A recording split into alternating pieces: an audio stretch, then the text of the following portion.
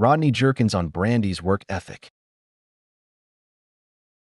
Who is one of your best artists to work with? Like the timing, the fact that they're there all the time, they're going to grind it out, they're amazing vocalists. Who is that next person, of course, besides Beyonce?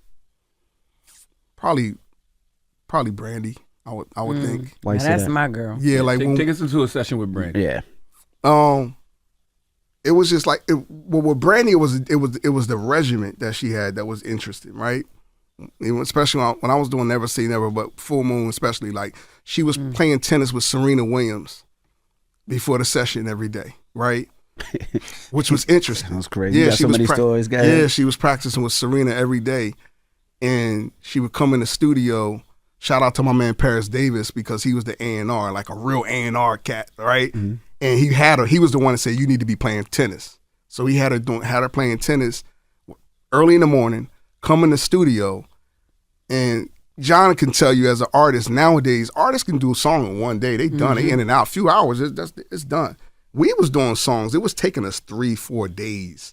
We really working on backgrounds just on one day. I remember times when a lot of artists would actually be like, yo, Rodney, please let me, I'm tired.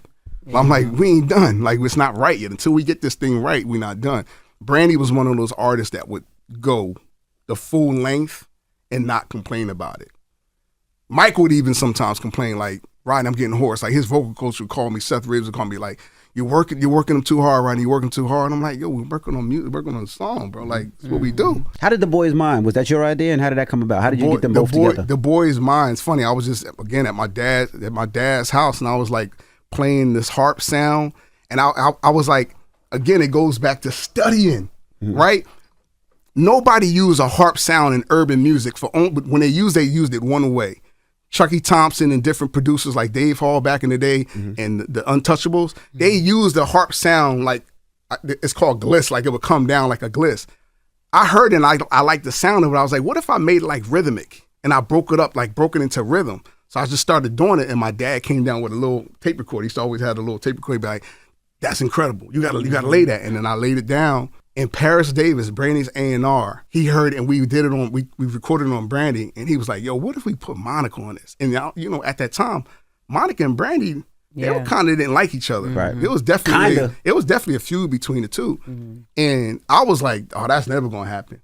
Knowing Brandy and knowing how that's never gonna happen. He's like, nah, I think it can happen. Like, if I get you on the phone with Dallas Austin, and I was like, all right. And then next thing you know, it started to shake.